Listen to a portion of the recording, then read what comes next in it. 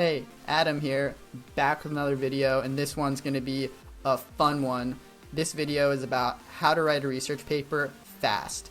And I'm not about to teach you how to type words faster. This isn't going to be a video about how to use some artificial intelligence or, text creating bot to make your research paper. This isn't going to be anything like that. This is just real tips about how you can structure an optimal setup to allow yourself to write a research paper fast. And I've used this exact technique in plenty of papers. In the past, I was able to write multiple research articles like in a day, and I was able to write dozens of them in a week. So it's a really consistent and optimized process that I'm about to show you.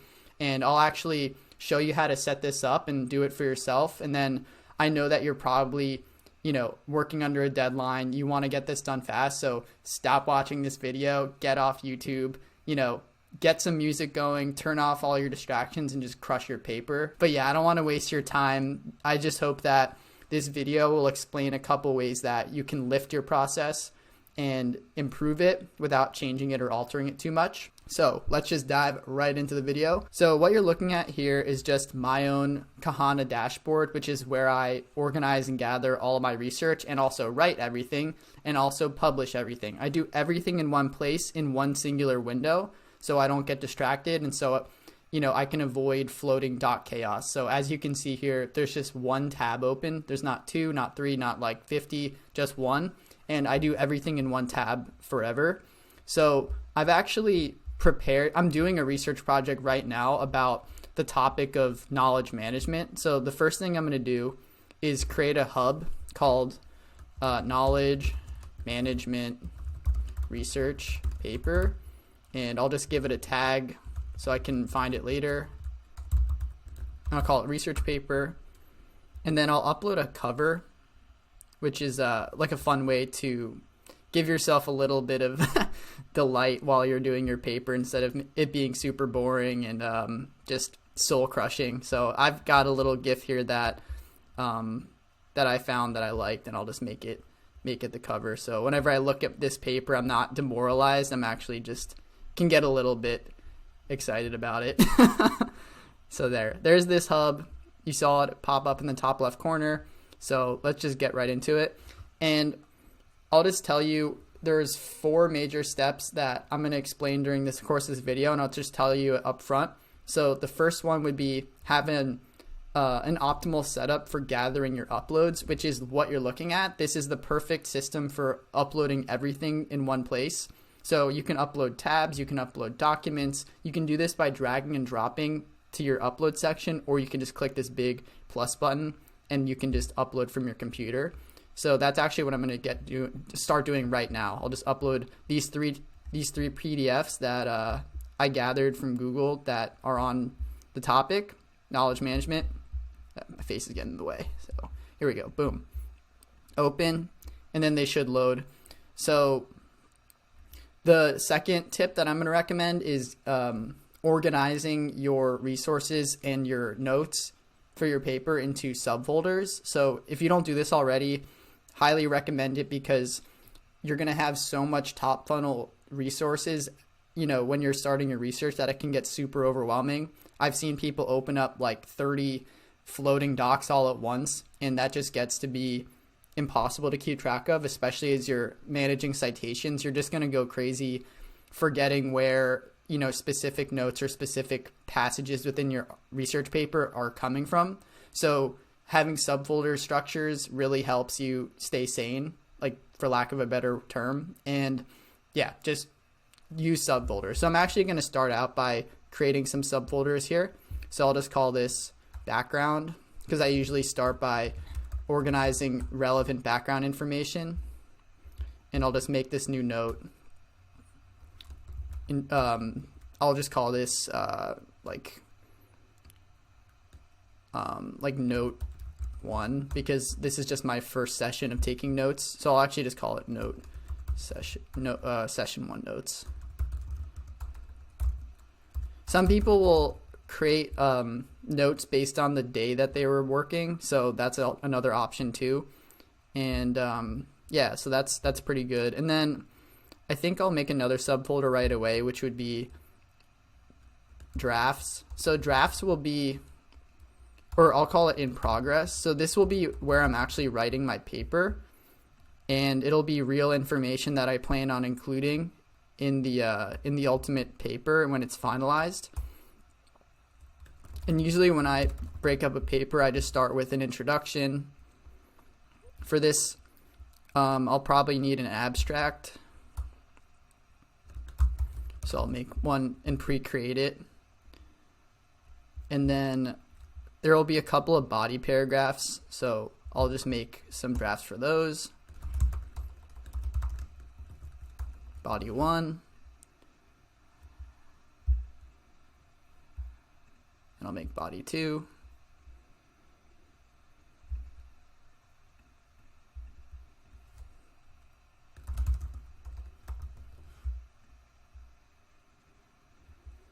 So this is just helping me kind of create my overall structure right at the very beginning. So this is what I meant by creating an optimal setup, because when you start actually working on analyzing the content of the paper that you're going to write, you can get lost and forget, what's the ultimate goal here. The ultimate goal is literally to write a paper at the end of the day. So you can't, if you spend all your time just reading and not writing, or, actually putting together the paper that you're going to publish, you're not really spending your time efficiently. So I think that having a framework and, attempting to make orient yourself towards achieving each of these goals one by one can help you write your research paper faster.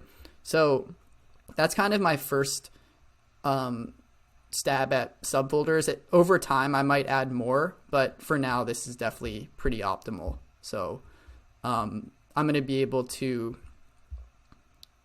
essentially just use this as a proxy. Yeah, so that's the second tip, would be just organize subfolders right off the bat. And I'll actually create a subfolder for the uploads too, where this will be session, I'll just call this background, or I'll call this,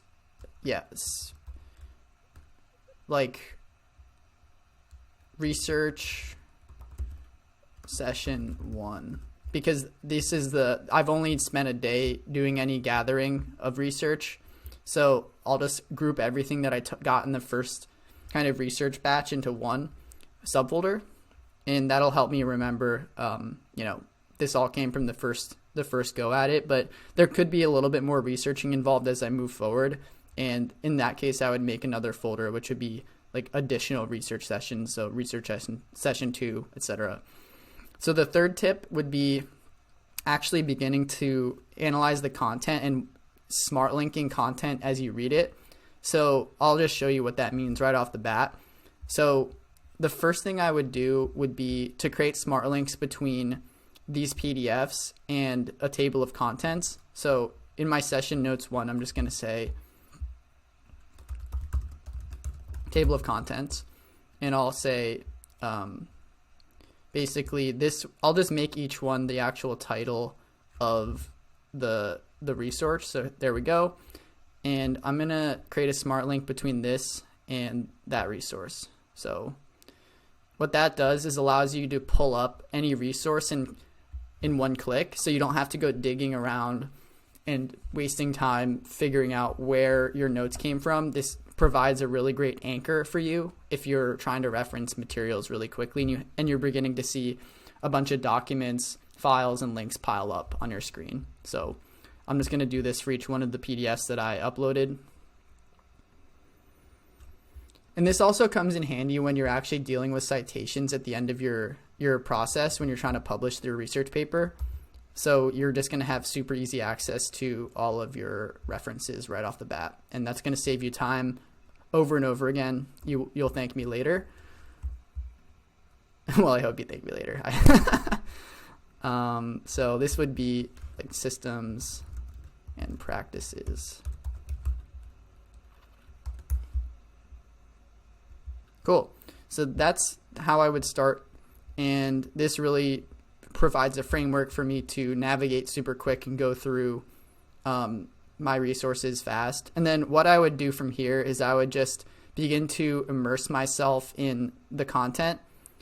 So one way to do that is just by clicking Zen Mode. And then when I do this, I usually minimize both of my menus here. So I'm done with the subfolders. I have my structure in my head. It's there. Whenever I open it, I'll always be able to see it and keep pace with what I'm doing.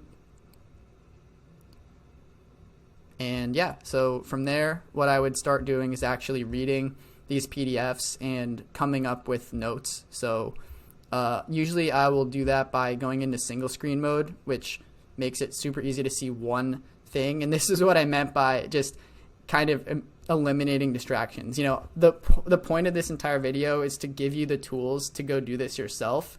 So if you've seen enough, just get out of this video already. Go, you know, upload a bunch of stuff into a hub, start reading through PDFs. You know, that's what I would do. The second I get off this video, I'm going to go in and really digest all of this information and, you know, read it thoroughly. And then I'm going to begin crafting my own abstract and my own thesis based on what I'm reading here. So I'm already seeing, you know, how knowledge management is applied to different industries.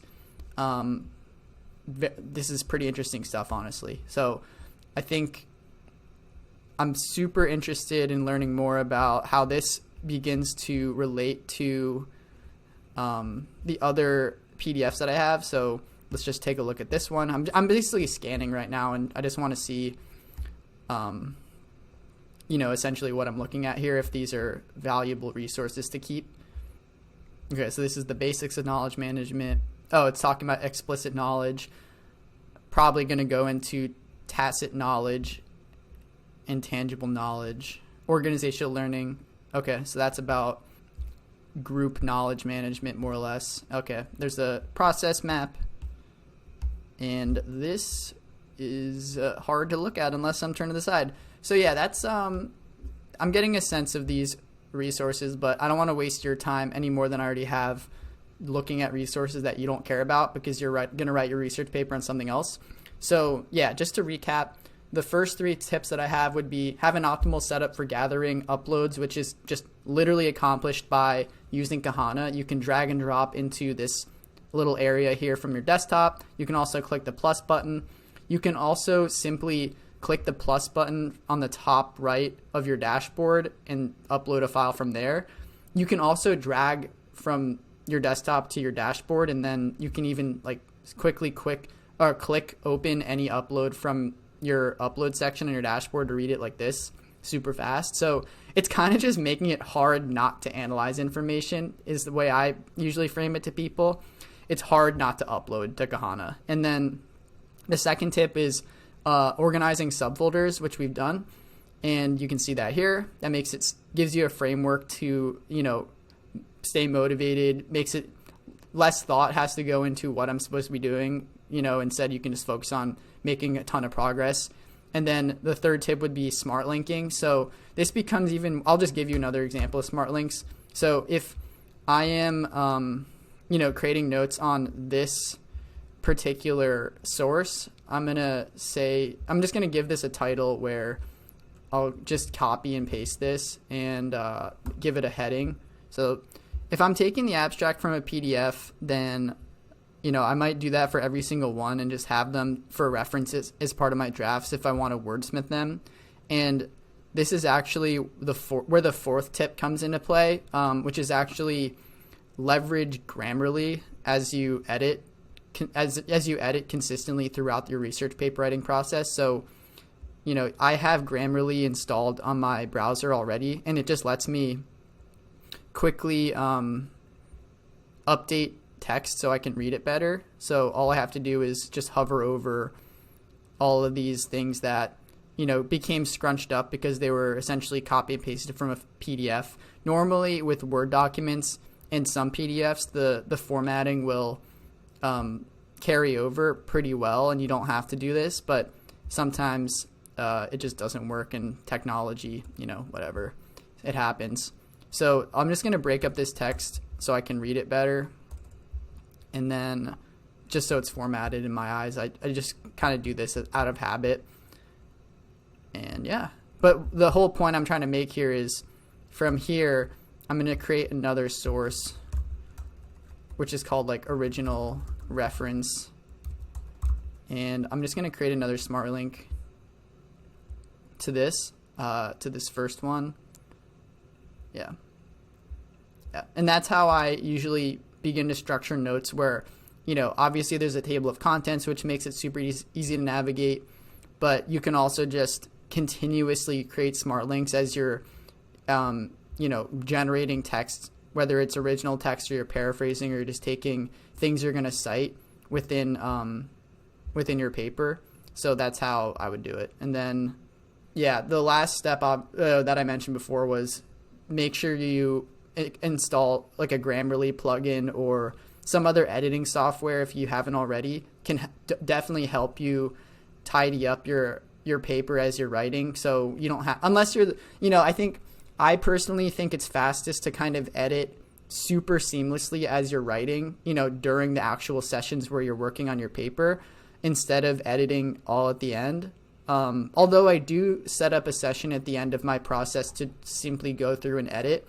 And I think part of that process is about actually sharing the paper with a peer and getting someone to read it with fresh eyes. So if you want to do that, or you want someone to take a look at your research paper super quick, as you're working on it, you can just go and click this button in the top right corner, which is the collaborate button. You can switch on this toggle and make it viewable and then copy the link. From there, you can actually just paste it into Slack. You can paste it into like your email and send it. You can send it through Microsoft Teams, WhatsApp. It doesn't, like, anything. The only way you can't send it is like through a mail, through like the actual physical mail. Any digital forum you're collaborating in, you can use a shareable link to Kahana, and then when someone clicks it, it'll just blow up and show them exactly what you're seeing here right in front of their face. So they'll be able to really make good sense of what you're doing with your research paper. They'll be able to see your structure. They'll be able to weigh in on your body paragraphs. They'll even be able to look at your abstract, and they'll even be able to look at the underlying resources. So if they're navigating based on the table of contents, they can open up each piece of content and really understand, where is this paper coming from, where are the resources coming from, and you can have an informed discussion with them about it. So that's kind of like a bonus tip after the first 4, which is, you can quickly share, and it's not like this crazy, annoying experience of like dumping attachments into an email or sharing a confusing like Google Drive. Because if you're sharing a drive or a Dropbox of all this stuff, it's just so like it's so annoying to open up everything one by one. I don't even know a good way to share information if you have, all of these different types of files and different types of resources in one place other than Kahana at this point. So yeah, if you haven't started using Kahana yet, I'll include the link to sign up in the description. It's free. It's not even a free trial. It's just completely free to use. So, if you think that it's helpful for your process and you're trying to write a research paper fast, just go create an account and start uploading stuff into there and see if you can lift your process a bit. Again, I'm not trying to like change your entire process. If you have something that works for you, definitely try to tailor that. And, I just want to make sure you're aware of the tools that you could potentially be using to save more time and focus more. So yeah, that's pretty much the end of the video. The only other thing that I wanted to mention is I don't know how much time you have to write your paper. If your paper's due today, like get out of here right now. I want to see you drop off and like don't even go watch any more of this. Like leave right now, go leave here. If it's due, a couple of days, couple of weeks from now, I just wanted to mention that there's this little cute like gamification feature in Kahana, which is called a flow streak. So it's kind of like Duolingo streaks, where it'll log how many times you've engaged in a row, like how many days you've gone in and done something. So it's not as crazy as Duolingo where you have to like do a lesson. It's more just like, do you get in here and do anything? So if you make an upload, if you go and read, if you go into Zen Mode, if you make a folder, anything, like anytime you go into Kahana and you make some progress towards finishing your research paper fast, it'll give you a nice little counter. So I feel like this is a pretty non-invasive way that I like to make sure I'm constantly making progress across all my research. So, if I have a healthy flow streak building, it tells me, yeah, like you've done a good job of not procrastinating. So that's just something I wanted to point out because I hadn't mentioned it before, but that's just another aspect of, why I think Kahana is a really optimal tool for writing a research paper fast. But yeah, that's pretty much all I wanted to say. And I'm done with my blabbering in this video. So if you have any questions, feedback, or thoughts, definitely let me know in the comments. I would love to hear from you. Tell me anything. Tell me what you're feeling. Tell me how I can help you finish your research paper faster or help you with organizing your research. And if you have other ideas of what videos we can make, definitely let us know. We'd love to get those out to you and be as helpful as possible. We really want to be a resource and build this channel to include the types of content that are motivational, tactical, educational. We're not trying to waste your time or create BS content that doesn't help. So if you don't feel like this was helpful, tell us why so we can improve and make it better for you and fix what we're doing. And then if you did like what you saw, smash that like button and subscribe so you can get more of this content, as we have a lot of plans in store of producing more and more, and we'll be covering new topics. We're not just going to be focusing on, research papers or organizing research. We can expand to different areas, and you should stay tuned to see what we come up with. So yeah, smash that like button, subscribe, comment, and yeah, without any further closing remarks, I'll say have a nice rest of your day, and I'll see you for the next one. Bye.